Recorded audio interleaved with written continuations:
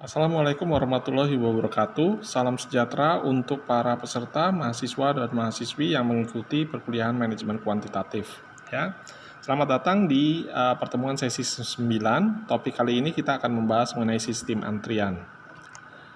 Siapapun yang pergi berbelanja atau ke bioskop setelah mengalami ketidaknyamanan karena apa? Karena mengantri. Dan semakin lama mengantri, maka semakin tidak nyaman dan pemasukan buat perusahaan juga semakin berkurang. Contoh antrian tuh macam-macam. Di kasir, bimbingan konseling, registrasi dan pembayaran SPP, kereta api, loket, ya, kendaraan menunggu pengisian bahan bakar, ya, penungguan komponen produk dan lain sebagainya. Nah, banyak perusahaan untuk mengusahakan saat ini untuk mengurangi waktu antrian, waktu tunggu, ya, untuk memperbaiki kualitas. Nah, supaya pelayanannya lebih cepat dan lebih baik. Teori antrian itu pertama kali dikemukakan oleh Mr. E.K. Erlang. Di sini adalah masalah operator telepon yang menjadi kewalahan melayani para penelepon di waktu-waktu sibuk, sehingga penelepon harus antri cukup lama menunggu giliran untuk dilayani. Ya, makanya di waktu-waktu sepi kadang-kadang perusahaan telkom tuh kalau midnight malah lebih murah dimurahkan spesial supaya mereka akan menelpon juga di waktu-waktu yang relatif sepi dibandingkan dengan waktu-waktu yang sibuk jam kerja. Nah, kita akan membahas juga mengenai karakteristik sistem antrian, bagaimana kedatangan atau seseorang atau customer masuk ke dalam sebuah sistem antrian, bagaimana perilakunya sampai distribusi statistiknya. Bagaimana disiplin antrian itu bisa terjadi dan apa fasilitas pelayanan yang diberikan meliputi desain, distribusi statistik untuk waktu pelayanannya. Nah, kita perhatikan karakteristik kedatangan. Ambil Anda sedang menunggu di loket BCA, ya. Ukuran populasi kedatangan ada berapa? Ada 1, 2, 3 customer misalnya. Perilaku kedatangannya apakah ya antri dulu dan lain sebagainya atau selonong boy dan lain sebagainya. Pola kedatangannya bagaimana? Ya, kita menggunakan distribusi statistik dalam hal ini. Nah, karakteristik kedatangan lebih detail lagi. Populasi kedatangan tak terbatas. Ya, jumlahnya makin lama makan siang apalagi, ya. Ada juga yang populasinya kedatangan terbatas. Perilaku kedatangan tidak sabar, ada yang sabar hanya mesin misalnya, ya. Nah, karakteristik kedatangan ada yang terjadwal, dia ingin datang jam 12, jam 3, tertentu udah schedule-nya. Ada yang secara acak, dia nggak pakai schedule telepon dulu misalnya. Nah, itu Anda bisa menggunakan distribusi Poisson. Ini formulanya Anda jumpai di halaman ke-9. Ya. Distribusi Poisson ini itu mengukur probabilitas kedatangan X, di mana X merupakan jumlah kedatangan per satuan waktu. Lambda itu merupakan tingkat kedatangan rata-rata, sementara E itu digambarkan dasar logaritma yang satuannya udah ditentukan, ya. Nah, bagaimana mengukur kinerja sebuah antrian? Jadi dilihat dari waktu rata-rata yang dihabiskan pelanggan dalam antrian. Kamu lihat kalau di McDonald itu suka ada tombol kalau pelayanan customer sudah selesai dia akan pencet jam, ya. Panjang antrian rata-ratanya berapa? Waktu rata-ratanya bagaimana? Jumlah pelanggan rata-rata dalam sistem yang antrian tersebut berapa? Bagaimana probabilitas fasilitas pelayanan akan kosong? Faktor utilisasi sistem bagaimana penggunaannya? Probabilitas atau kemungkinan sejumlah pelanggan berada dalam sistem tersebut.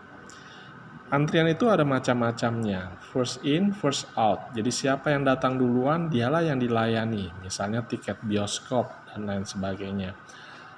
LIFO atau last in, first out. Kedatangan yang terakhir itu yang dia ada layani duluan. Misalnya bongkar muat, karena barangnya yang paling terakhir masuk, itu yang didahulukan. Atau acak, dia nggak ada aturannya. Pelayanannya acak, misalnya pasien gawat darurat nggak pakai ngantri, jadi langsung dilayani siapa yang tersedia dulu yang masuk dia langsung misalnya. Ada juga yang belakangan karena penanganan pasien gawat darurat tergantung pada kondisinya, ya. Istilah-istilah dalam model antrian itu macam-macam. Kedatangan atau arrival, waktu pelayanan, waktu tunggu, satuan penerimaan pelayanan atau SPP, ya, pemberian pelayanan atau PP, rata-rata kedatangan yang merupakan banyaknya kedatangan SPP per satuan waktu, misalnya menit, hari, bulan, dan lain sebagainya. Rata-rata pelayanan atau RRP merupakan banyaknya pelayanan yang dapat diberikan dalam waktu tertentu. Ya, satu orang misalnya, satu orang customer service sanggup melayani misalnya 20 customer per hari sebelum jam makan siang misalnya. Ya, macam-macam struktur kedatangan dalam pelayanan. Jadi satu barisan dalam satu fase pelayanan, dari datang, dilayani, terus keluar. Ya, satuan baris dan beberapa fase urutan pelayanan: datang, layani, fase kedua, terus pelayanan fase pertama tadi, fase kedua, pelayanan fase ketiga, dan lain sebagainya. Misalnya masalah perizinan usaha, pendaftaran ulang mahasiswa itu juga terjadi.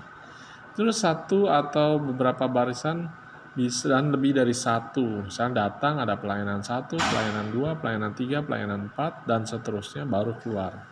Contohnya pelayanan di bank, dengan beberapa teller. Di rumah sakit juga bisa terjadi seperti itu, ya. Satu atau beberapa barisan pelayanan yang keempat modelnya itu beberapa barisan, beberapa fase pelayanan, datang, pelayanan 1, pelayanan 2, pelayanan 3, pelayanan 4, dan seterusnya. Ini juga terjadi di rumah sakit oleh perawat misalnya. Yang model yang kelima yaitu campuran. Satu pelanggan dilayani beberapa pelayan dan keluar hanya dari satu pintu misalnya. Datang, pelayanan 1, pelayanan 2, pelayanan 3, lalu pelayanan terakhir, keluar deh. Di supermarket itu kan bisa terjadi, di mana waktu belanja dilayani oleh beberapa pelayan, tapi setelah keluar harus melalui satu kasir. Tapi sekarang juga bisa 2 kasir misalnya, ya, tapi umumnya seperti itu di supermarket, ya.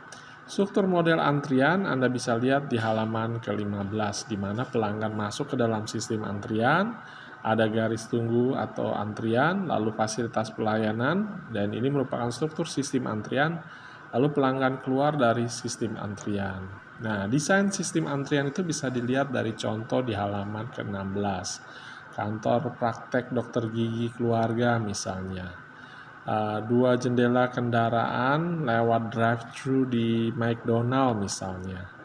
Terus di kantor pos, model bank, bagaimana sistem antriannya, berapa jalur ganda dan dalam tahap, hingga keberangkatan setelah pelayanannya. Kemudian model beberapa kantor pendaftaran mahasiswa, ya, bagaimana sistem jalur berganda, tahap pergandanya, sampai mahasiswa yang mendaftar itu keluar atau berangkat dan mengalami atau menerima pelayanan misalnya. Anda coba telepon di kantor, telepon ke Esa Unggul, pasti ada satu outline aja, ya, sehingga bisa akses ke beberapa extension, ya.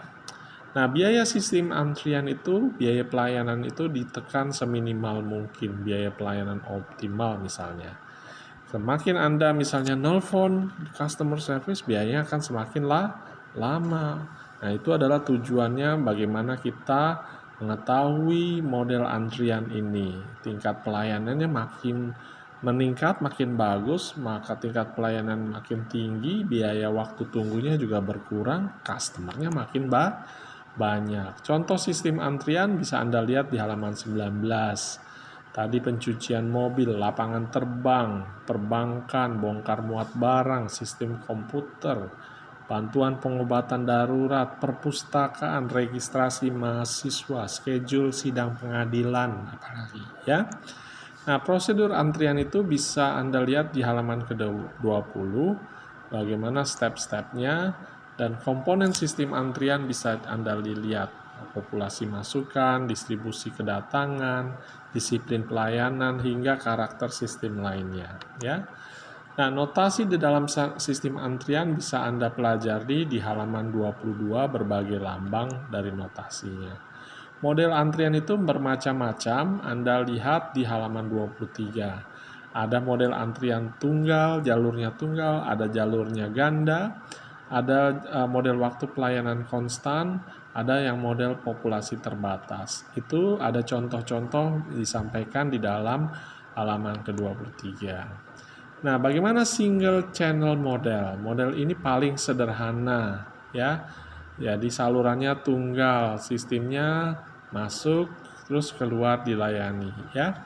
Nah, contoh persamaan di dalam model antrian Anda bisa pelajari di halaman ke-25, halaman 25. Contoh kasusnya bisa Anda lihat mulai di halaman 26 dan seterusnya, penyelesaiannya bisa Anda lihat bagaimana tingkat intensitas kegunaan pelayanan, ya.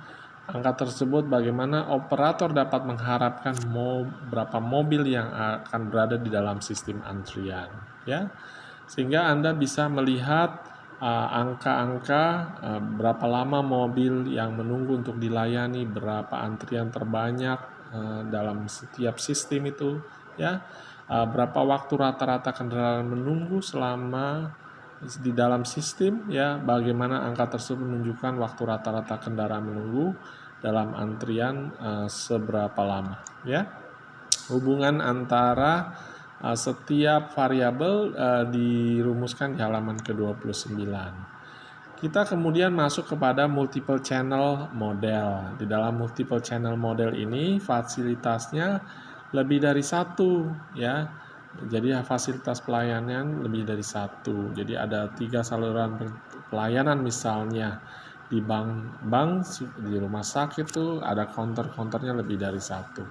Contohnya, perhitungannya itu Anda bisa lihat untuk multiple channel ini dimulai dari halaman 31 dan seterusnya. Penyelesaiannya juga ada, ya, Anda bisa jumpai, pelajari di halaman 33. Nah, model yang kemudian berikutnya adalah model waktu pelayanan konstan. Ya, cuci mobil, wahana, hiburan itu konstan karena fix, ya. Bagaimana asumsi pelayanan konstan? Laju kedatangannya dilihat dari waktu pelayanan konstan, servernya tunggal, first come first serve, ya. Panjang antrian bisa tak terbatas, jumlah pelanggan bisa tak terbatas. Nah, kemudian kita akan membahas beberapa formula di halaman